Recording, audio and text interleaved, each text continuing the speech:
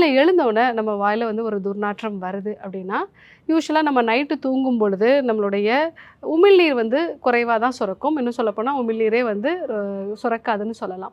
So ரொம்ப கம்மியான அளவுல வந்து சுரக்கிறதுனால, அங்க வாயில இருக்கக்கூடிய பாக்டீரியாஸஸோ இல்ல வைரஸோ வந்து அளவுல வந்து அதிகமாயிட்டே இருக்கும். ஸோ அதிலிருந்து வரக்கூடிய வாலடைல் சல்ஃபர் கன்டென்ட் தான் நம்ம காலையில எழுந்த உடனே நம்ம வாய்ப்பகுதியில ஒரு துர்நாற்றம் வந்து இருக்கிறது. ஆனால் நம்ம காலையில எழுந்து பிரஷ் பண்ண பிறகு அந்த துர்நாற்றம் வந்து போயிடணும். நாள் முழுவதும் அந்த துர்நாற்றம் வந்து இருக்கு அப்படின்னா, நம்மளுடைய பற்கள்ல ஏதாவது பிரச்சனை இருக்கா அப்படிங்கிறத நம்ம பார்க்கணும். ஸோ நம்ம பற்கள்ல எந்த பிரச்சனையும் இல்ல, வாயில வந்து தொடர்ந்து ரொம்ப நாளா புண்கள் இந்த மாதிரிலாம் எந்த பிரச்சனையும் இல்லைன்னா, இது நம்மளுடைய கல்லீரல் சம்பந்தமான பிரச்சனையாகவோ, குடல் சம்பந்தமான பிரச்சனையாகவோ இருக்கலாம். ஏன்னா வாய் துர்நாற்றம் அப்படிங்கிறது ஒரு அறிகுறியா தான் இந்த இடத்துல இருக்கு.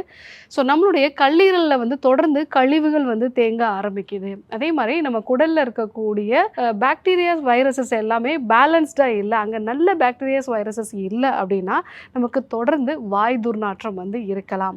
ஸோ கல்லீரல் அப்படிங்கிறது வந்து நம்மளோட உடம்புல பித்தத்தோட ஒரு இடமா வந்து நம்ம சொல்லுவோம். அதே மாரி நம்ம குடலும் வந்து பித்தத்தோட ஒரு இடம் தான். நம்ம உடம்புல பித்தம் எப்பல்லாம் வந்து பாதிக்கப்படுதோ, அப்பல்லாம் இந்த வாய் துர்நாற்றமும் வந்து சேர்ந்தே வந்து இருக்கிறத பார்க்கலாம். செரிமான கோளாறுகள், தோல்ல வந்து அரிப்பு உண்டாகிறது, வயிற்றுல வந்து தொப்பை வந்து இருக்கு.